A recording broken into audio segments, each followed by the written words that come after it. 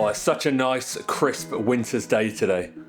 It's so nice to have this because it's been rotten the last few days. We've had so much rain. I hid away from it yesterday afternoon in our now dried in cabin, and I did all the framing for the bathroom. I should stop calling it a bathroom really, because that's not what it is. It's effectively a very low budget WC. So now that we don't have to worry about water finding its way in anywhere, I can start thinking about insulating the building. So that's my plan for the next couple of days, is to get the walls and the ceiling insulated, make ourselves a nice little cozy warm shell.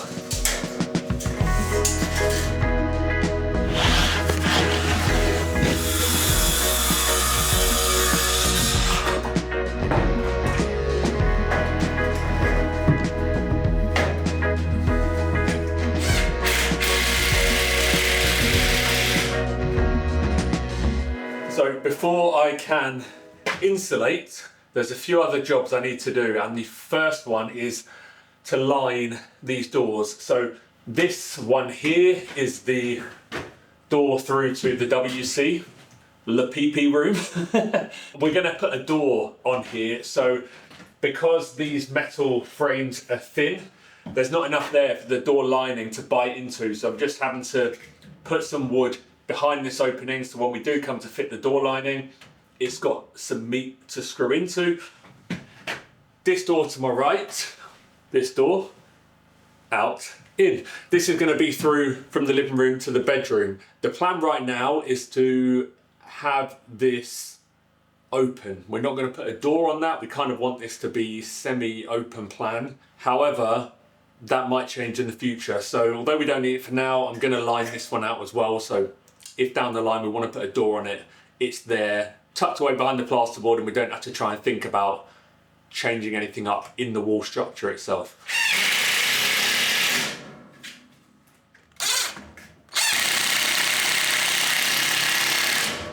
So last week I added in all of the wiring for our living room lighting. That's going to be a junction box up there, coming down to the switch, another one over there for the kitchen. But I couldn't carry on with the bedroom because some of it exists within this stud work. So now that that's done, I can focus on the bedroom lighting. The living space and the bedroom are split onto two different circuits back at the fuse box. So if there is any kind of issue on one of them, we still have the other one. So let's say, for example, in the living space, there's a problem with one of the down lights and it ends up tripping the fuse. It means that we can still have lights on in the bedroom and we're not in complete darkness. We've done the same with the sockets as well, split them between the two, so we've just got a bit of flexibility. So because of that split, I need to now run another live feed from the consumer unit over to inside the bedroom, and then we can start running cables to switches and fittings from there.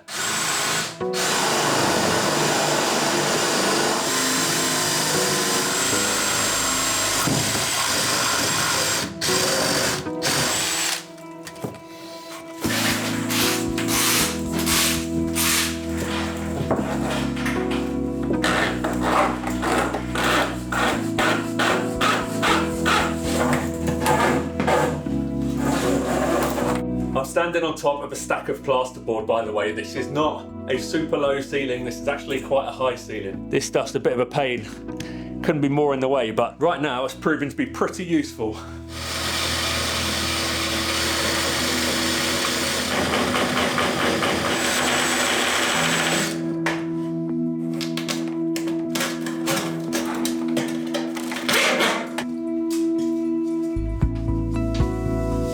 We've actually changed our mind about what we're going to do in here, because originally we were going to do like we're doing in the living space and have a number of downlights across this ceiling, but we were thinking about it. We don't need or want, to be honest, lots of light in here. It's a small room, so yeah, we're just going to have one hanging pendant feature light in the middle of the room.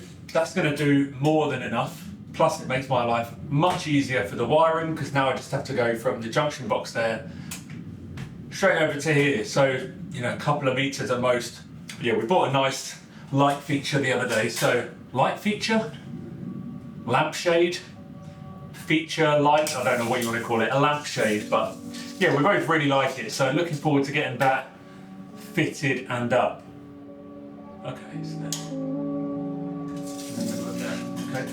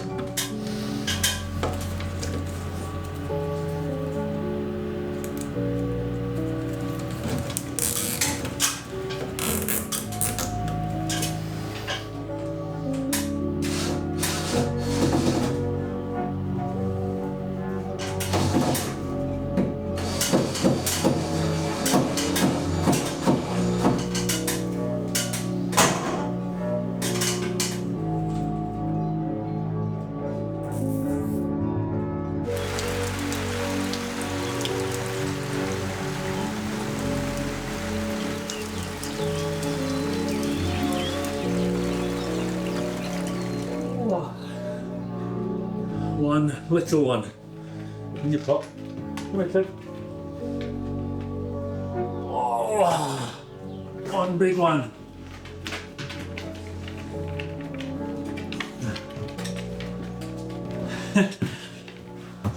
What do you reckon? It's going to be your new home for a little while. They've both been so inquisitive about the cabin lately. They both love running underneath and being underneath it, but they've actually never been in here before. And when Victoria was up in here having a look the other day, they were both outside sort of moaning and groaning, whimpering, wanting to come in. So the weather's dried up a little bit. So I just thought I'll give them the opportunity to come in. They seem to like it. Lots of smells. That's not how that works, buddy. So last night I finished up the electrics, got our bathroom and bedroom lights in, the feed in. I also put in, because I forgot about this last time, one going to the outside. This is going to be for an exterior light, so this will be switched from down here along with the main light. I also added another one through the wall coming in from down here. So this will be, eventually, this will be the main feed coming from the bigger house. But that needs quite a big bit of trenching because we're going to have to dig a trench across our driveway, come down through a terraced wall and then along to here. So that's not a priority right now. We're just going to run off of one of our bigger power banks for the time being, just so we can get up and running and get in here, and then we'll do that further down the line.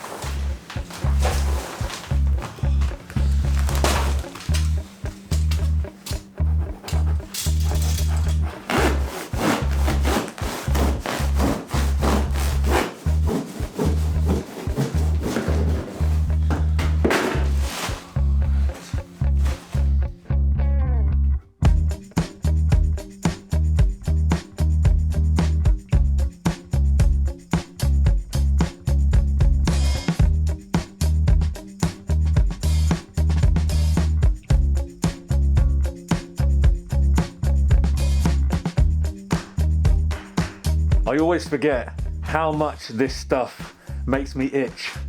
I think a lot of it is psychological because there's not really much mess on me, but in my brain I am literally itching all over. So I'm nearly done on the living room side of things. I've just got a short little one there under the window and a couple of taller runs here. We're using mineral wool in the walls. It's the same stuff we used in the floor, and it's going to be the same stuff that we use up in the ceiling as well. I'd planned on doing the walls and the ceiling first and then plasterboarding afterwards. However, this stack is really in the way. To try and get up to do the ceiling into these very top corners above the rafters, I think it's going to be difficult. been doing some baby specific shopping recently. We are trying to keep things to a minimum. That being said, we do still seem to have accrued quite a lot already.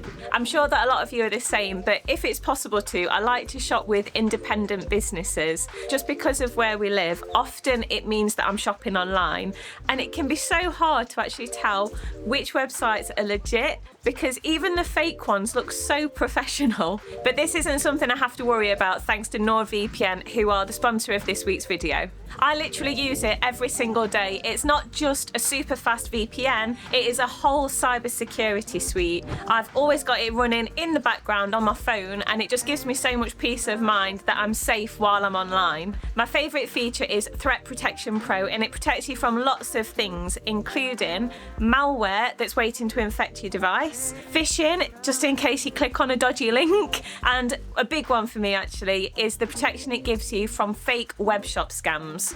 Basically, it flags any potentially dodgy websites before you click onto it and they get the chance to rip you off, and it's blocked several websites that I've almost clicked onto.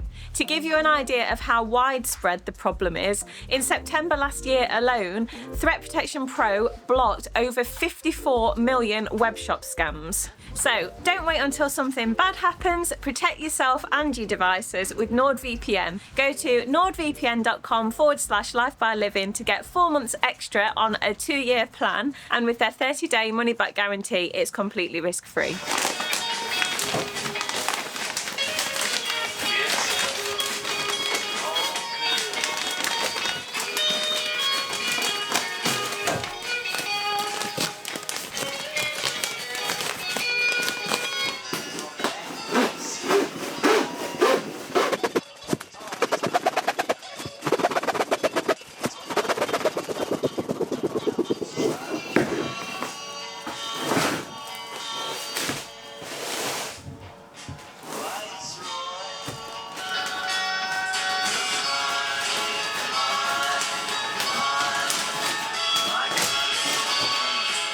The mountain of insulation is slowly but surely going down, which is a relief because it's a mess in here. There's just stuff everywhere. It's so hard to work. So bathroom's done, part of the bedroom's done. We've just basically got this back wall and corner to do.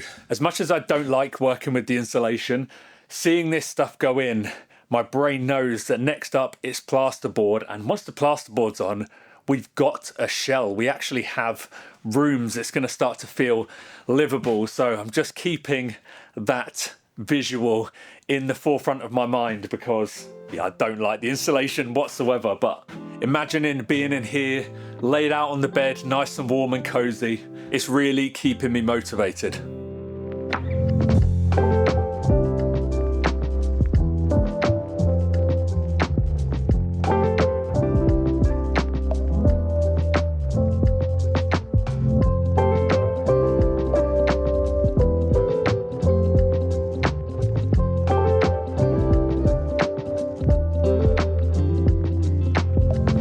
Absolute beauty of a day today, but that wind has got some chill to it. I've just been resting up inside and having the heating on full blast, but Ricky, the poor boy, has been out here slugging away on his own. I've just been completely hands off on this part of the project, so I thought I'd take pity on him, bring him a tea and have a sneaky peek of the progress that is made so far. Hello? Where are you? Where are you? Here. Oh, I've only just seen you. I'm just finishing up underneath the window. It's a good hiding place. I've just brought you a drink and also to check up on you, see how you're doing. Yeah, nearly done basically. Do this last little bit under the windows, a slither in the corner. Yeah. But that's the walls done. You've made some serious progress there. Yeah, I was just thinking, I don't know whether to do the plasterboard next before insulating the ceiling. Do the plasterboard on the walls. What, just for a change, or is there? Get them out of the way. Okay. Yeah, and a bit of a change. I don't know. I don't know whether it's a stupid idea. I don't know whether I'm going to end up getting loads of fibres onto it, but there's fibres everywhere in here. I'm going to have a good clean anyway. Yeah, the clean-up after doing this is going to have to be very thorough. Yes. I might have to burn my clothes.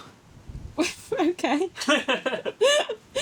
Nice little insight there. Do you want this tea? Yes, please. Thank you. It's actually freezing out here. Is it warmer in there? Really warm in here. It's the wind. It's so windy. Yeah, it is windy. Hold on to your hat.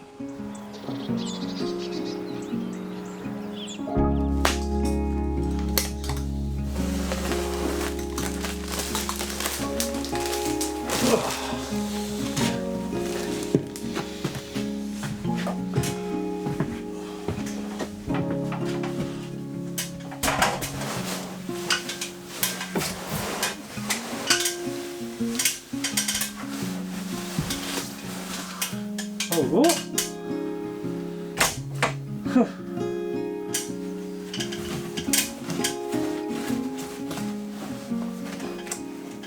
So as you've probably already gathered, I've decided to crack on with the insulation and the ceiling today. It just made more sense. I am so filthy. It's filthy in here. I can just get the insulation done and then I just have to do one lot of deep cleaning in here to get rid of all the fibres rather than putting the plasterboard up on the walls, them getting covered in fibres when I do the ceiling and it just being a much bigger faff of a clean up and potentially have to clean up twice. Also, it's definitely better for me to end up plasterboarding the ceiling first so then the walls can butt up to it and support it. It's not going as smoothly as I hoped though. So my plan is to insulate with a thinner piece of insulation that area there between the roof and the rafter, basically where the purlin is. It's between the purlins. So insulate that way with a thinner insulation across the top of the rafters and then come up in between the rafters and block them up as well. One thing I hadn't anticipated though was with this thinner insulation, it's very delicate and obviously I need to pull it across the top of the rafters and it's just broken under its own weight as I'm pulling it up and over. So I'm going to have to put it into smaller pieces to then carry through over the top. I'm having to wear goggles today. Little public service announcement for anybody else working with insulation.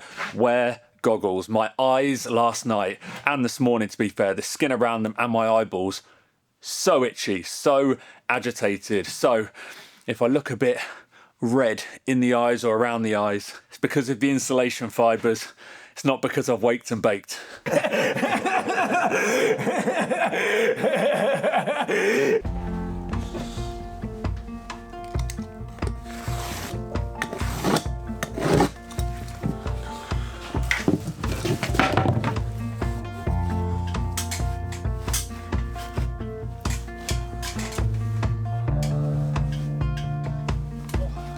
Somebody please tell me, how do you prevent this? Every single time I wear goggles and a mask, it's fogged up and I just end up working through fogged glasses. I've tried it over the front of the mask, behind the mask. Look what I'm trying to see through.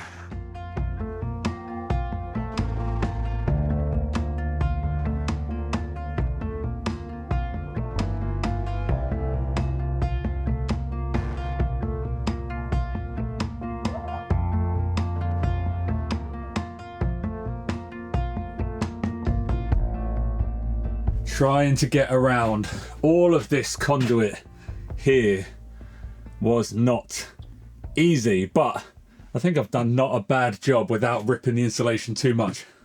Trying my best here, guys. So I'm about halfway now. I've done all the living space. One thing, this is the first time I've actually made any noise since I've been doing it, and the difference in sound, it's obviously no longer where I'm stood bouncing off of the metal underside of the sandwich board. Let me go into the bedroom. Instantly reverberation. So that's reassuring because the whole reason that we're doing this insulating in the roof below the sandwich panel is just because the sandwich panel is so noisy when it rains or when leaves or not leaves twigs, branches, things drop off the surrounding trees onto the roof. You hear it, but this for me is pretty reassuring because it's so quiet in here. I can't even hear anything outside. Lush.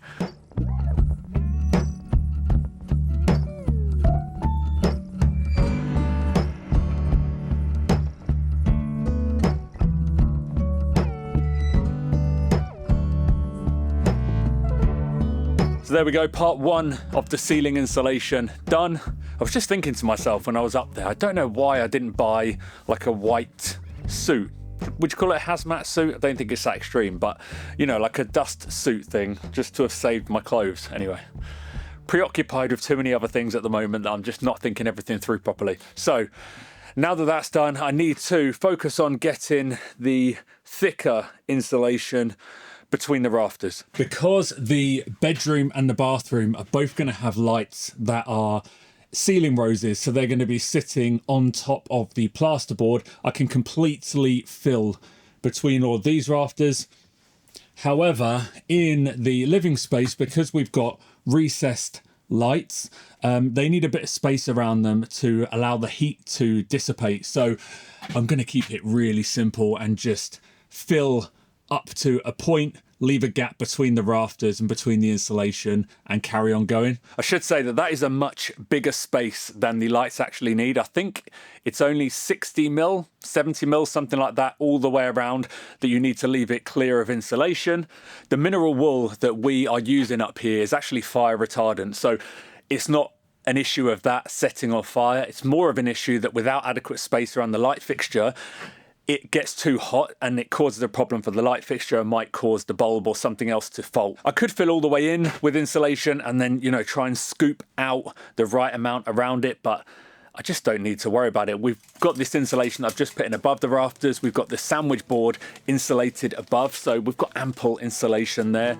We're doing this more for the acoustic side of things. So yeah, I'll just make life easy for myself for once and just leave a bigger gap, and yeah, I don't have to worry about it at all.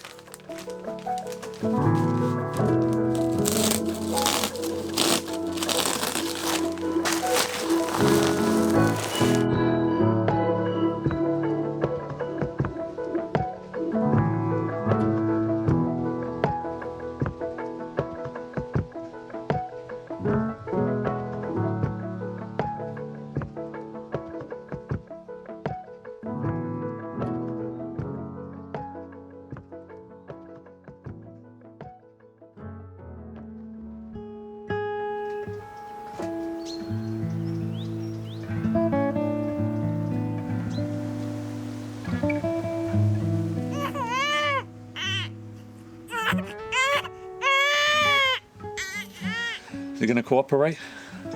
He's a very cooperative paid member of the crew. So, we have a baby.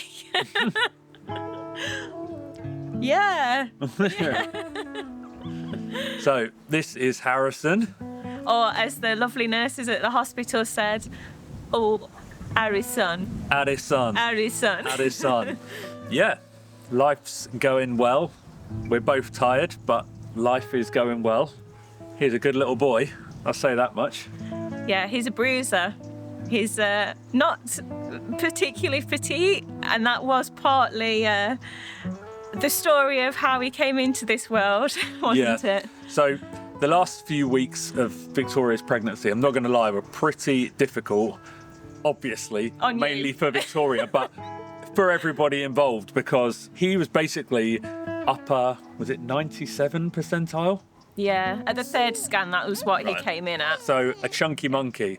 And obviously with that comes lots more monitoring, more appointments, more complications and risks. And yeah, it's just been a bit stressful. Yeah, it was a little bit stressful. And in the end, he did come via C-section, which wasn't my plan, as much as you can have a plan for birth, but it did also mean that it's been a longer recovery and a longer stint in hospital, so yeah. Yes.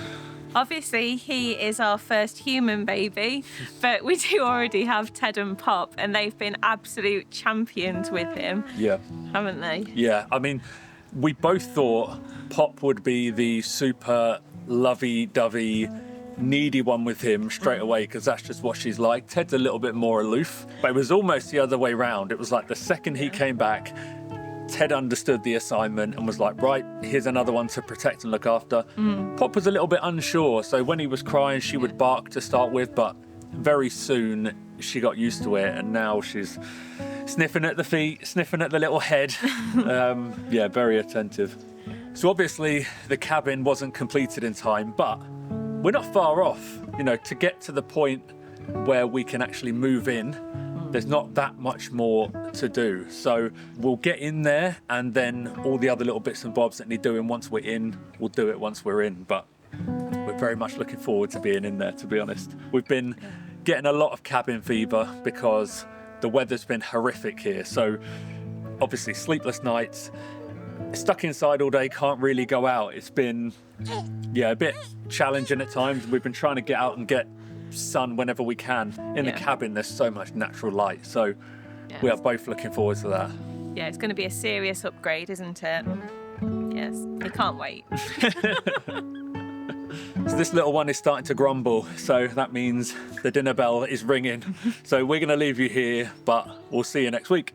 Bye! Sorry, buddy.